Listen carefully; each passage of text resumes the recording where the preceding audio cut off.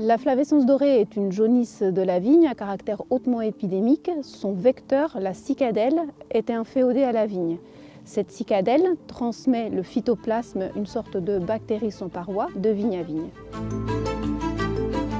Pour diagnostiquer une jaunisse, on se base sur 3 points clés. Le premier, c'est l'observation du feuillage. Le feuillage est décoloré en jaune pour les cépages blancs, en rouge pour les cépages noirs.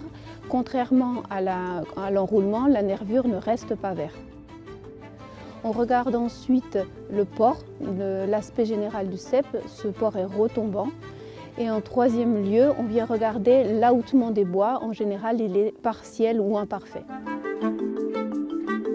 Concernant la flavescence dorée, l'enjeu, c'est la détection précoce. La lutte repose essentiellement sur la mise en œuvre de 3 piliers complémentaires. Le premier pilier, c'est la prospection et la surveillance fine du vignoble, ce qui implique la formation des différents acteurs, viticulteurs et techniciens. Le deuxième pilier, c'est le contrôle de l'origine des bois et plants afin qu'il n'y ait pas de dissémination du phytoplasme par le matériel végétal. Il faut savoir que la flavescence dorée peut se transmettre par greffage de matériel végétal contaminé. C'est pourquoi il y a une réglementation très stricte qui encadre la production des vignes mères de greffons et de porte-greffes. Le troisième pilier, c'est la destruction systématique des ceps atteints. Ça peut représenter parfois jusqu'à des parcelles entières. Dans certaines situations, une lutte insecticide vient compléter le dispositif en périmètre de lutte obligatoire, en pépinière viticole et en vigne mère.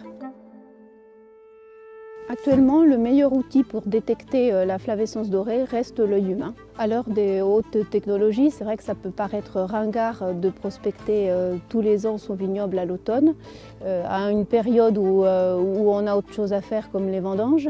Mais par contre, elles sont essentielles et surtout, les vignerons qui l'ont pratiqué, ils trouvent une vraie dimension de partage et d'échange.